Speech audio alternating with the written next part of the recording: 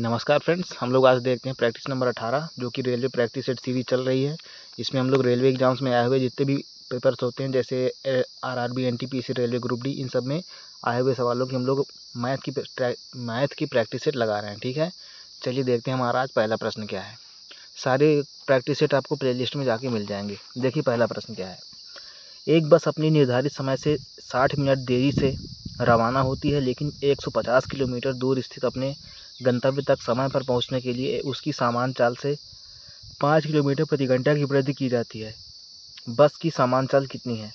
कहने का मतलब देखिए, पहले मान के चलो कोई ट्रेन थी या कोई बस थी, S1 चाल से चलती है और S1 चाल से चलने पर कुछ समय उसको लगता है। ठीक है, जितना भी समय लगता है आराम से पहुंच जाती है।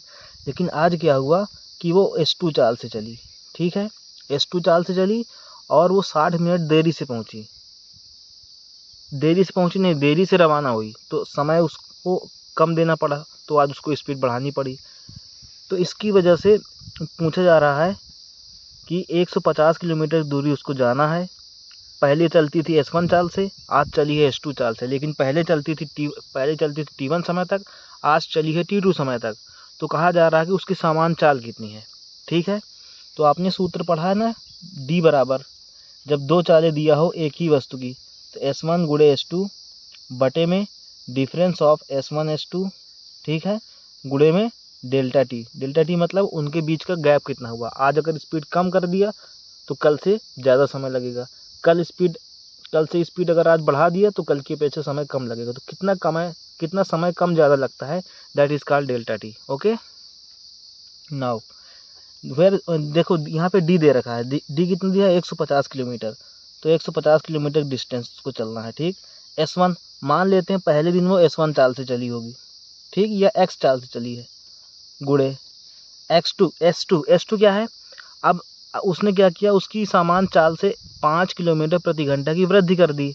तो चाल में उसने वृद्धि किया है x+5 कर दिया। पहले x थी, अब x+5 अपान S1 और S2 का डिफरेंस। कितना डिफरेंस था, पहले x थी, अब x+5 हो गए, तो डिफरेंस कितना आएगा, 5 आएगा, गुणे में डेल्टा टी कितना है, देखो 60 मिनट देरी से रवाना होती है। ऐसे वो जल्दी ही चलती थी, अपने टाइम पर चलती थी, लेकिन आज वो 60 मिनट देरी से रवाना हुई। इसका मतलब गैप कितना है, वो भी 60 मिनट है। 60 मिनट को हम लोग 1 घंटा कहेंगे। ठीक है, यहाँ पे जो डेल्टा टी लेते हैं वो हमेशा घंटे में लेते हैं। तो इसको सॉल्व करेंगे हम लोग और x की वैल्यू निकालेंगे, तो बस की हमें सामान्य चाल पता चल जाएगी। चलिए देखेंगे, 5 का गुणा 150 में करेंगे, 15 × 5 = 75 हो जाएगा, 750 बराबर x × x+5। ठीक, अभी द्विघात समीकरण बनेगा, या तो ऑप्शन रख के चेक कर सकते हैं। देखो जैसे मान लो हमने 25 रखा, तो 25 × 5 = 30, 30 × 25, 25 × 3 = 75 हो जाएगा। ऑप्शन नंबर ए ही सही बैठ रहा है। अगर हम लोग x की जगह 25 ले ले तो ऑप्शन सही बैठ रहा है। ठीक है, 25 × 5 = 30 हो जाएगा, और 30 × 25 कितना होगा, 750 हो जाएगा। यानी वो सामान्य चाल से 25 किलोमीटर प्रति घंटा चलती थी, लेकिन आज क्या हुआ, उसने लेट कर दिया। लेट करने की वजह से उसको 1 घंटा लेट हो गई। इस वजह से उसने आज अपनी चाल बढ़ा दी है। कितनी बढ़ा दी है, 5 किलोमीटर प्रति घंटा बढ़ाई है। मतलब 25 चलती थी डेली, लेकिन आज वो 30 की स्पीड से चली है, तो उसी दूरी को उसने 30 की स्पीड से कवर कर लिया है, लेकिन उस समय 1 घंटा कम यूज किया है। रोज़ क्या था कि 1 घंटा और एक्स्ट्रा लेती थी, तो वो चलती थी 25 की स्पीड से, लेकिन आज 1 घंटा बाद चली है तो चलना पड़ा उसको 30 की स्पीड से। ओके, सवाल समझ में आ गया होगा। हम लोग बढ़ते हैं अगले सवाल पे। फिर भी कोई डाउट हो कमेंट जरूर करिएगा, मैं उसको बताऊंगा ज़रूर। देखते हैं दूसरा प्रश्न। 210 मीटर और 140 मीटर लंबाई वाली 2 रेलगाड़ियां एक ही दिशा में क्रमशः 80 किलोमीटर प्रति घंटा और 150 किलोमीटर प्रति घंटा की चाल से गतिमान हैं। पीछे से आ रही तेज चाल वाली रेलगाड़ी द्वारा दूसरी रेलगाड़ी को पूरी तरह से पार करने में कितना समय मिनट में लगेगा। ठीक है, अब देखिए 2 रेलगाड़ियां हैं, एक ही दिशा में चल रही हैं, तो आपको पता होना चाहिए जब 2 रेलगाड़ियां एक ही दिशा में चलेंगी तो उनके बीच मतलब जो चाल है, चालों का हमेशा डिफरेंस लेते हैं। क्या करते हैं, चाल का अंतर लेंगे जब वो एक ही दिशा में चलेंगी, और जब समान दिशा में विपरीत दिशाओं से आएंगे एक दूसरे की तरफ, तो उस समय चालों को हम लोग जोड़ देते हैं। ठीक, तो देखिए 210 मीटर और 150 मीटर लंबाई की दो रेलगाड़ियाँ हैं। तो जब वो एक दूसरे को पार करेंगी तो उनकी दोनों की दूरियों के योगफल के बराबर दूरी चलना पड़ेगा, ठीक है ना। जैसे रेलगाड़ी इधर से आई, एक रेलगाड़ी उधर से आ रही है या इधर से ही जा रही है, तो पार कब करेंगी? जब आप दोनों चल चल के आगे निकल जाएंगी, तो दोनों की लंबाई की बराबर दूरी हो जाएंगी, तब वो पार कर पाएंगी। इसका मतलब ये है। तो कह रहा है कि एक की चाल है 80 किलोमीटर प्रति घंटा और दूसरे की चाल है 150 किलोमीटर प्रति घंटा। पीछे से आ रही तेज चाल वाली रेलगाड़ी द्वारा दूसरी रेलगाड़ी को पूरी तरह से पार करने में कितना समय लगेगा? चलिए देखेंगे। तो समय बराबर क्या होता है? दूरी बटे चाल। चाल बराबर दूरी बटे समय, समय बराबर दूरी बटे चाल। तो समय बराबर दूरी कितनी है? पहली की लंबाई 210 और दूसरे की लंबाई 140। तो 210 प्लस 140, ध्यान दीजिए मीटर में है, ठीक है, बटे चाल। अब चाल क्या होंगी? घटेंगी, क्योंकि दोनों एक ही दिशा में जा रही हैं। कहीं लिखा होगा एक ही दिशा में गतिमान है। तो 80 और 150 का अंतर हो जाएगा। कितना हो जाएगा? बड़े में से छोटा वाला घटाएंगे, 150 माइनस 80, तो यहाँ से समय निकल के आएगा। हाँ, इसको हम लोग चेंज करेंगे। ये मीटर में है तो समय किलोमीटर प्रति घंटा में दिया, इसको भी मीटर पर सेकंड में करने के लिए 5/18 से गुणा कर देंगे। 210 और 140 जोड़ो, 210 और 140 250, 350 हो जाएगा। 350 बटे 15 से 8 गए, 8 7 15 गुणे 5 गुणे 18, ठीक है। अब देखिए, तो टी बराबर 0 से 0 काट दो, 7 15 35, 5 से ये 5 भी कटा, तो टी बराबर कितना आ गया? 18 सेकेंड। लेकिन ऑप्शन में चेक करो, कहीं सेकंड में आंसर नहीं दे। ऊपर लिखा भी था कि आंसर हमको मिनट में देना है। तो सेकंड को मिनट में कैसे चेंज करेंगे? भाग करेंगे, 1 सेकंड में 1/60 मिनट होंगे, तो 60 से भाग कर दो, तो यहाँ से कुल मिला के 36 18 0.3 मिनट आंसर आ जाएगा, ठीक है। ये इस प्रश्न का आंसर हो जाएगा। याद रखेंगे, जब दोनों रेलगाड़ियाँ एक ही दिशा में चलेंगी तो चालों का अंतर होगा, और एक दूसरे को जो पार करेंगी तो उनके द्वारा जो चली गई कुल दूरी है, किसी एक के द्वारा किसी दूसरे को पार करने में जो चली गई कुल दूरी है, वो उनकी दूरियों के या वो उनकी लंबाइयों के योगफल के बराबर होगा, ठीक है। अब बढ़ते हैं अगले प्रश्न की ओर। अगला प्रश्न है, 110 मीटर और 390 मीटर लंबाई वाली दो रेलगाड़ियां एक ही दिशा में क्रमशः 120 किलोमीटर प्रति घंटा और 130 किलोमीटर प्रति घंटा की चाल से गतिमान है। पीछे से आ रही तेज चाल वाली रेलगाड़ी द्वारा दूसरी रेलगाड़ी को पूरी तरह से पार करने में कितना समय लगेगा? फिर से सेम सवाल है, इसको भी आप लोग चाहें तो खुद से कर सकते हैं, बाकी हम इसको कर रहे हैं, ठीक है।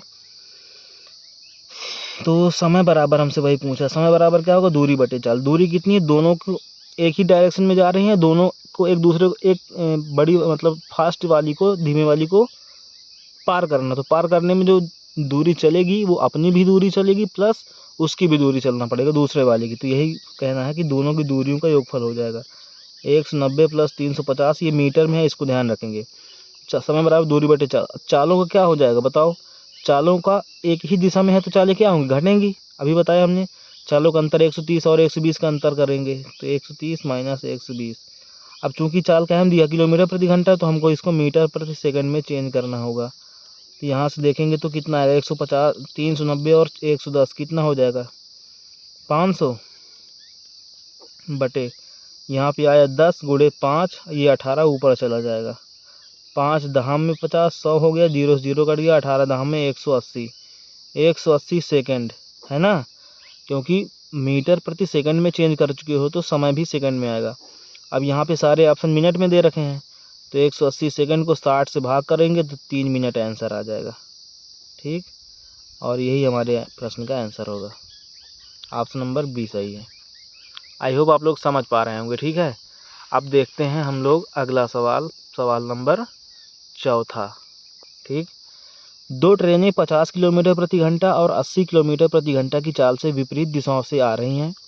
एक ट्रेन की लंबाई 480 मीटर है। उन्हें एक दूसरे को पार करने में 28 सेकंड का समय लगता है। दूसरी ट्रेन की लंबाई मीटर में दशमलव के 2 स्थानों तक ज्ञात कीजिए। अब देखिए, दो ट्रेनें हैं विपरीत दिशाओं से आ रही हैं। एक ट्रेन इधर से उधर जा रही है तो एक ट्रेन उधर से इधर आ रही है। तो इस कंडीशन में क्या होगा? चालों का योगफल निकालेंगे। सापेक्ष चाल कितनी हो जाएगी? चालों का योग। तो 28 सेकंड का समय लगता है एक दूसरे को पार करने। हम वही वाला सूत्र लगाते हैं, ठीक है। अब एक की चाल इतनी है, एक की चाल इतनी है और एक ट्रेन की लंबाई 480 मीटर है, तो हमें दूसरी ट्रेन की लंबाई निकालना है। तो बताइए समय बराबर, अभी हमने समय बराबर क्या बताया, दूरी बटे चाल, दूरी बटे चाल। दूरी कितनी है, एक की दूरी है 480 मीटर, चलो इधर रखते हैं, ठीक है। समय कितना लग रहा है, समय लग रहा है 28 सेकंड एक दूसरे को पार करने में। तेज चाल वाली को धीमे चाल वाली को पार करने में 28 सेकंड का समय लगा। तो 28, दूरी कितनी है, एक की दूरी है 480, दूसरे की दूरी नहीं पता है, दूरी है तो हमेशा ही जोड़ेंगे, बटे चाल भी इस समय जोड़ेंगे कि घटेंगे, जुड़ेंगे, क्योंकि दोनों ट्रेनें विपरीत दिशाओं से आ रही हैं। तो चालें कितनी हो गई, 80 + 50, 50 + 80, और ये चाल मीटर प्रति सेकंड में चेंज कर लेंगे क्योंकि समय ऊपर सेकंड में दिया, बाकी चाल किलोमीटर प्रति घंटा में दे रखा है। तो 480 + x बटे 8 × 5 = 13 गुणे 5, 18 ऊपर चला जाएगा, है ना। तो यहाँ से अगर इसको हम लोग हल करें कितना हो जाएगा, 28 × 130 गुणे 5 बराबर 18, 480 + x, ठीक। अब 28 × 13 × 5 = 65, 650 बराबर 18, 0 0, 18 8 1 44, 18 4 72, 72 10 82, 4 86, ठीक, प्लस का 18x, ये हो गया। तो यहाँ से इसको हम अगर हटाएं तो 18x बराबर, इनका गुणा कर लो जल्दी से।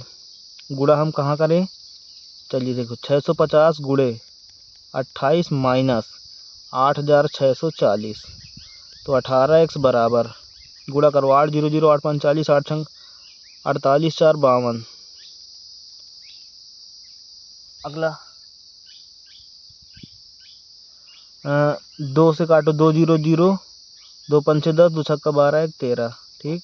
तो 0 0 2 5 3 8 1, माइनस कितना है 8640, यहाँ से 18x बराबर आ रहा है। सब घटाओ जल्दी से, 200 से 0 0 गया, 0 0 10 से 4 गया 6, और यहाँ 11 6 गया 5, 17 60 गए 9, तो 18x बराबर इतना आया। तो यहाँ से जल्दी से अगर हम लोग x का मान निकालेंगे तो कितना आएगा, 18 5 90, 5 बार गया, बचा 5, 18 4 72, 18 3 54, 3 बार गया, फिर बचा 1,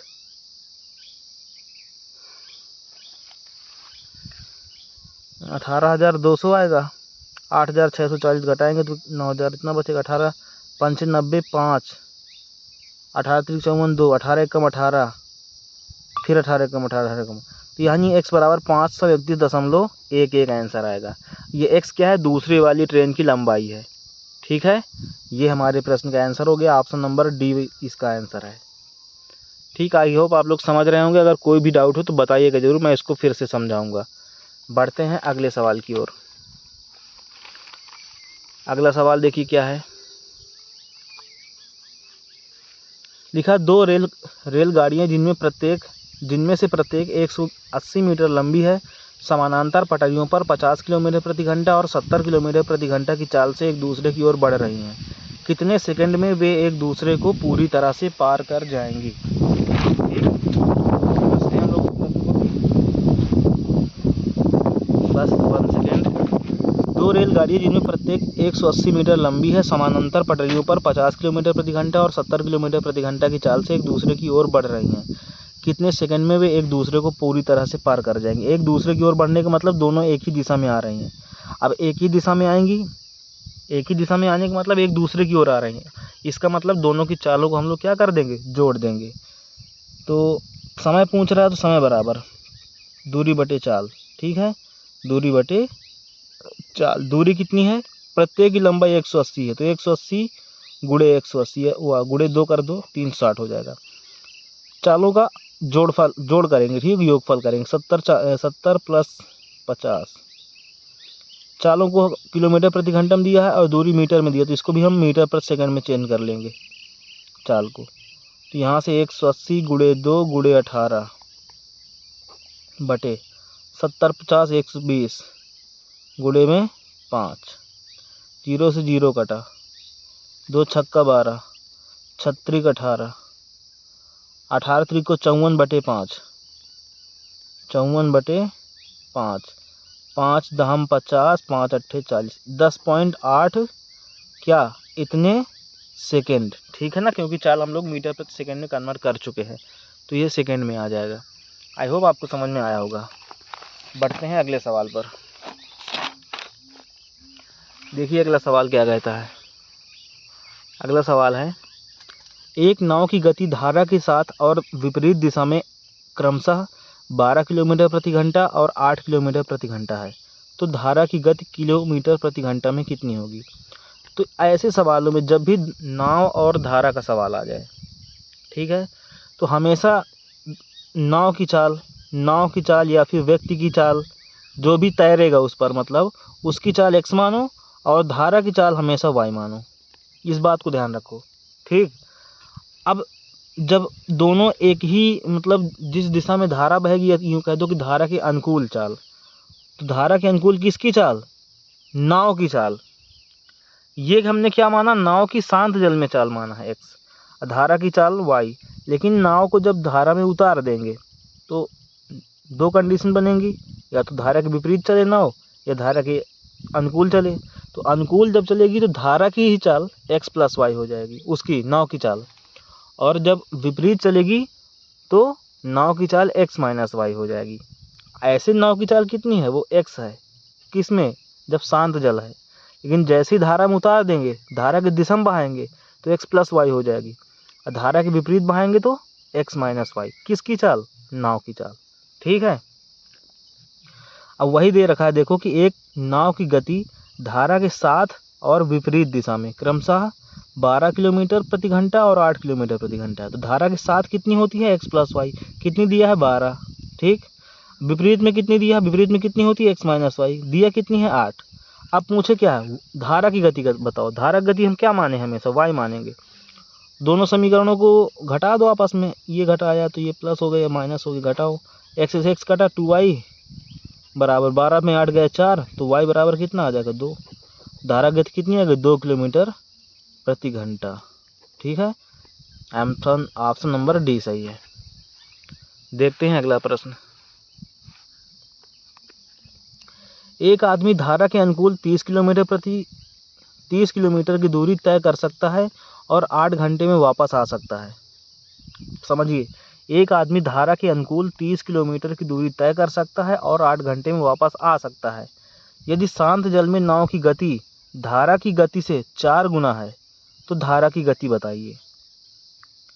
अभी हमने क्या बताया कि हमेशा हम शांत जल में नाव की गति को x मानेंगे, धारा की गति को y मानेंगे।